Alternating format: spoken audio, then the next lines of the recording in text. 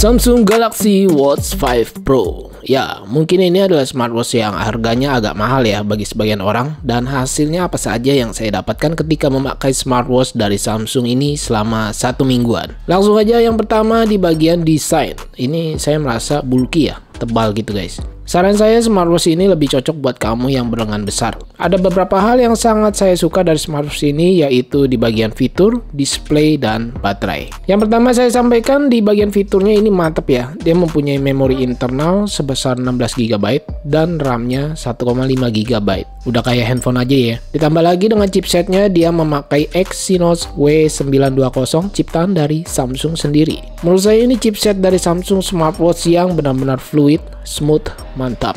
Buat yang udah punya pasti tahu lah ya rasanya seperti apa. Di bagian sensor dan health monitornya ini juga cukup lengkap guys. Dia ada GPS tracking, bioactive sensor, heart rate monitor udah pasti ada, electrocardiogram atau ECG. Dan ini fiturnya saya kasih lihat aja di layar.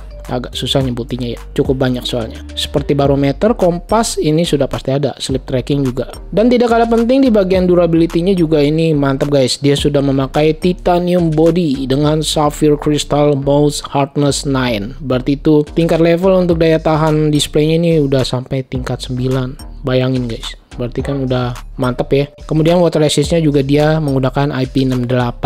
Walaupun kita lihat di sini dia ada lubang ya, speaker dan juga mic yang kecil di sebelah kiri kanannya. Harusnya sih menurut saya ini untuk ketahanan airnya sudah mantap, karena kita lihat juga di bagian harganya ini yang tidak murah. Nah, ini saya tes di bagian notifikasi untuk WhatsApp call, tampilannya seperti ini. Dia tidak bisa langsung tampil di layarnya ya, menyala gitu. Sedangkan telepon masuk biasa dari telepon biasa gitu ya, ini bisa langsung diangkat atau ngobrol langsung melalui smartwatch-nya. Notifikasi chat, WhatsApp, ini mantap, fontnya rapi, pakai banget, dan dia bisa membaca banyak karakter ya, serta bisa balas pesan secara cepat.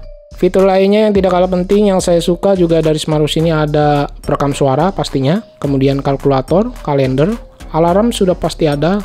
Pastinya juga ada Play Store karena dia sudah Wear OS. Yang tidak kalah penting dia punya galeri guys, seperti di smartphone gitu. Mantap. Lanjut di bagian displaynya juga ini mantap sih. Yang terbaik menurut saya. Di displaynya benar-benar smooth, fluid. Yang tadi saya bilang ya, dia menggunakan panel Super AMOLED. Tahu sendiri Super AMOLED-nya Samsung seperti apa. Untuk kualitas dari smartphone-nya, TV-nya ini udah mantep, pakai banget. Kalau sudah AMOLED pastinya dia juga sudah ada always on display. Ukurannya juga cukup besar nih guys, 1,4 inch. Resolusinya juga paling besar yang pernah saya temui di smartwatch, yaitu 450 x 450 pixel. Nah, dari awal saya cerita ini selalu yang besar-besar ya guys. Dari desainnya yang besar dan tebal, kemudian layarnya juga besar, ada memori juga yang cukup besar untuk ukuran smartwatch. Dan yang tidak kalah penting, baterainya juga harus besar sih menurut saya. Dia menggunakan baterai kapasitasnya 590 mAh, hampir 600 mAh guys. Dan ini adalah baterai terbesar yang pernah ada di smartwatch menurut saya, apalagi di Wear OS ya. Setelah pemakaian saya kurang lebih 3 hari kemarin yang saya upload videonya, baterainya itu masih sisa guys, tidak sampai habis banget. Memang sih itu jarang terhubung ke Bluetooth ya, tapi menurut saya untuk smartwatch Wear OS dengan fitur yang cukup amat sangat banyak, itu sudah lebih dari cukup. Bisa lewat sehari aja, itu udah mantap sih menurut saya ya. Saya berharap untuk Apple Watch nanti yang terbaru, semoga ketahanan baterainya ini bisa sama seperti ini atau mungkin bisa lebih ya. Pasti mantap banget sih. Doain aja guys biar saya bisa membawakan videonya untuk kalian. Mungkin untuk hal yang saya kurang suka dari smartwatch ini, yang pertama di bagian rotate screen-nya. Saya merasa sangat disayangkan ketika rotate screen harus benar-benar disentuh di bagian dalam displaynya, bukan di bezelnya guys. Kemudian dari strap sebenarnya bisa dibilang juga bukan kekurangan sih, melainkan sayanya aja yang kurang mengerti ya di awal. Strapnya ini unik, bikin bingung orang pertama kali pakai. Untungnya kemarin ada yang komen dan memberitahu bahwa ini strapnya magnet guys. Lalu saya coba tes, benar. Jadi dia cukup mudah ya untuk dibuka pasang ke lengan kita.